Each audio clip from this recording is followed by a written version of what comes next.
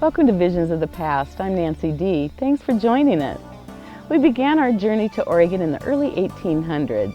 In 1806, Lewis and Clark discovered that Oregon was indeed a land of value, and we witnessed the Whitman missionaries' arrival in 1832 to convert the Indians to Christianity, and that they were massacred in 1857. We traveled over the Oregon Trail and discovered a land route around the south side of Mount Hood, the Barlow Trail. We learned of the Philip Foster family in Eagle Creek and its kind and courteous treatment of the early pioneers. We visited the Revenue Cemetery and spoke of Francis and Lydia Revenue and their importance to the village of Sandy. Now it's time to get acquainted with the pioneers who played a big part in establishing what was to be the beginning of the village of Sandy, Oregon. We're going to begin our readings with early pioneer families. Before we continue with the history of Sandy, it seems that we should mention the names of some of the early pioneers, most of whom traveled the Oregon Trail and lived in or near Sandy area during the 1840s to the 1890s, also when they arrived and when they settled.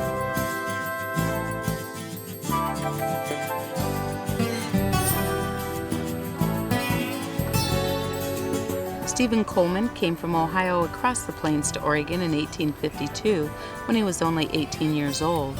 After spending several years mining for gold in southern Oregon, Northern California, and Idaho, he settled on 160 acres a few miles northeast of Sandy between Cedar Creek and the Sandy River.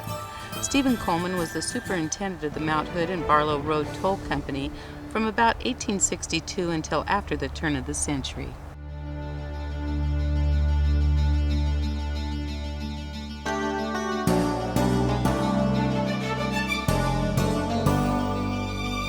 Originally from Maine, Henry McGoggin came to Sandy area in 1869 and settled on 160 acres near Marmot, where he developed one of the finest farms in Clackamas County.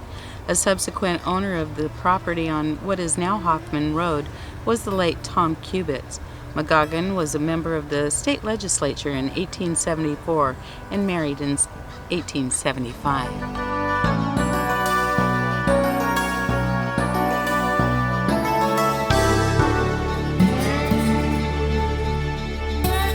And thus the village of Sandy began.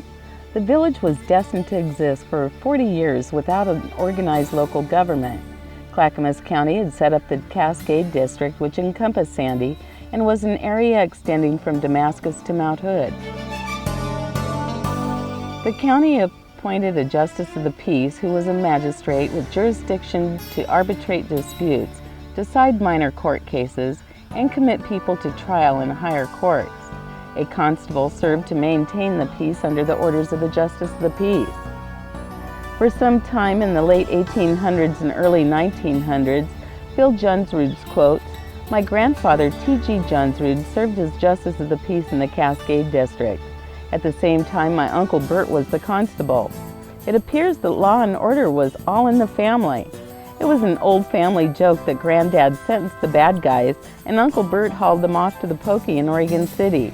Though it was long before his time, he remembers his parents saying that Granddad was pretty lenient in his decisions and that Uncle Bert had a calming manner, so I guess they did an acceptable job." There is little recorded history of Sandy in the 1870s and 1880s, partly due to the fact that the village was not developed enough yet to merit a local newspaper. Some news from Sandy in those early days could be found in the Oregon City Enterprise and a bit later in the Gresham Outlook. There was a slow and steady number of immigrants to the Sandy area, but growth in the village was slow. Most newcomers were looking for 40 or more acres where they could have a small farm and enough trees for wood fuel. There was plenty of land available, and there were plenty of trees. With the entire area covered with a blanket of old-growth trees, it was destined that logging and sawmilling would be Sandy's dominating industries.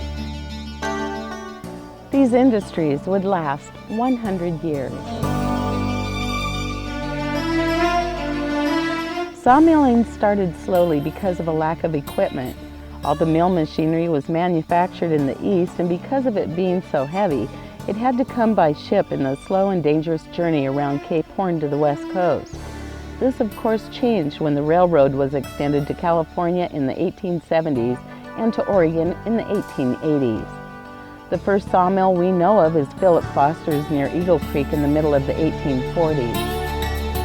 I'm Nancy D. Thank you for joining us.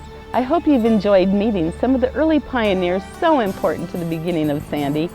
You'll learn in the next episode, Sandy wasn't your run-of-the-mill town. It was a tough and primitive little village. We'll let you in on that part of the history of Sandy, Oregon next month on Visions of the Past. Bye!